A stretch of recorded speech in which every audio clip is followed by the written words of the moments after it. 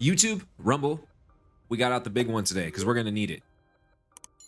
And no, if you're going to ask, it is not Miller Lite, I promise. You guys, welcome back to the channel. And today we're going to talk about a little thing that I've already done a video on, basically social contagions. Whatever young people see as cool and hip and neat, they tend to go towards it and they will defend it till the end of the world. I mean, just look at Taylor Swift fans. Look at Taylor Swift fans. Hey, nothing against T Swift fans, okay? I love you all. Do not come after me. I'm just using you as a kind of an example. A lot of you are pretty dang crazy. Let's be real. But guys, on to topic. Social contagion seems to be a huger issue nowadays than ever, really. Back in the days, cigarette companies used to market to children, trying to, in a way, groom the people to become their new smokers of the next generation. Eventually, that marketing has been squashed. You aren't even allowed to make cigarette commercials anymore. The only ads you'll see for cigarettes in the United States, at the very least, is at, gas stations and stores. Oddly enough, alcohol never fell into the same kind of category, even though they obviously pander to the youth. Think about the flavors of Smirnoff and think about the flavors like seltzers, right? All this movement to basically get rid of vapes because they have flavors that are like fruity and like kid friendly, I guess. But you never see that same thing for alcohol. You ever notice that? Even though alcohol comes in any kind of flavor you could possibly imagine. Just go to the vodka section. Hell, they have bacon flavored vodka. There is a real moral line to marketing to kids, especially with things like alcohol. And you got to understand that these companies are trying to get that next generation. Every day is a huge batch or a new batch of 21-year-olds that they're trying to hook, get them hooked into their products and like keep them there, creating some kind of parasocial relationship with a brand, which is kind of odd. We're all guilty of this. We all swear by certain things. iPhone users, Samsung users, whole milk 2%. You know how it is. But there's an obvious problem when you're marketing sexual preferences and alcohol to children. It's one thing to tell them they should eat beef and chicken and cheese, but it's a whole nother thing that they should want to be transgender and drink Bud Light. Hell, even some of these parents are pushing their kids right to it. Hey, just my opinion. You're welcome to yell at me in the comments down below. So we'll jump right into the headline of today's topic. Cruise opens a probe into Anheuser-Busch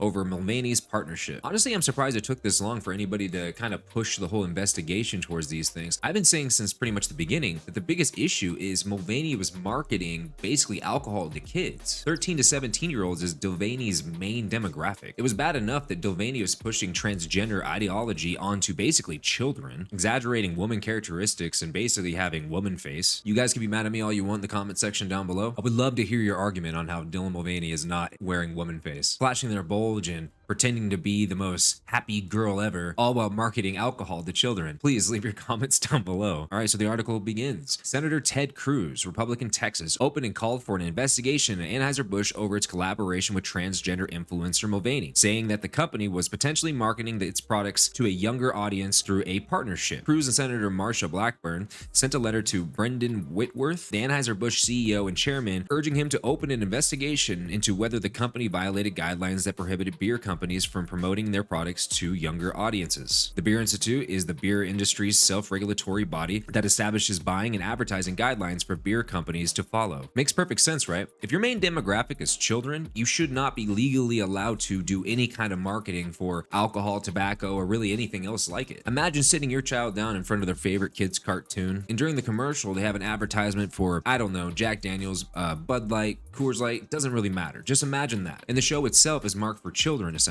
If you ever see an advertisement for alcohol on a kid-specific program or during a kid-specific block on that network, it is actually illegal. Meanwhile, while Dylan's portraying a false kind of sense of what a woman is, to all of the children that watches his TikTok, Dylan decides to slip in a little Bud Light sponsorship or campaign that never really took off for obvious reasons. All right, so we continue on. The senators allege that Mulvaney's TikTok series, Days of Girlhood, skews her audience to those whose ages are younger than the Beers Institute's guidelines. The letter specifically pointed to various TikTok videos Mulvaney posted leading up to his partnership with Bud Light. And we are going Barbie doll shopping! I'm a little embarrassed to shop in the toy section, but I think that this will be a really sweet gift to my inner child. Who's coming home with me? I don't even know if I remember how to do this. Hey. Woohoo! Girls, they wanna have fun. I'm dressed like a little waitress from a diner. To use the phrase girlhood was not a slip of the tongue, but rather emblematic of the series of Mulvaney online content that was specifically used to target, market to, and attract an audience of young people who are well below the legal drinking age in the United States, the senators wrote. They called on Whitworth to cut the company's ties with Mulvaney and apologize for allegedly marketing its products to an underage audience. The duo also asked for the information about how the company vets its partnership, specifically its collaboration separation with Mulvaney. Again, Mulvaney's audience is very young. That's why a lot of the titles of the videos was girlhood and not womanhood. It was worded that way for a very specific reason to target a very specific group of people, i.e. children. This continues on. We would urge you in your capacity at Anheuser-Busch to avoid a lengthy investigation by the Beer Institute by instead having an Anheuser-Busch publicly sever its relationship with Dylan Mulvaney, publicly apologize to the American people for marketing alcohol beverages to minors, and direct Mulvaney to remove any Anheuser-Busch content from his social media platforms, the senators wrote. Cruz also reiterated the letter he sent while on Fox and Friends Thursday, accusing Anheuser-Busch of marketing its content to teenagers. Well, you guys, there you have it. This is a story, a little bit of my opinion. You guys tell me what you think, and answer me this question. Have you ever watched Mulvaney's content? Have you ever just sat and actually went through his content and seen what he was saying and promoting in his videos? Because if you have, I would find it really hard to believe that you would be against what Senator Cruz is doing and what the world is doing in terms of the boycott. But yeah, definitely let me know in the comments down below. I would really appreciate it. But you guys, don't forget to like or dislike the video, subscribe to the channel, hit that notification bell so you never miss a video. I really appreciate your guys' time. Thank you again for watching, and I will see you guys in the next one. Peace.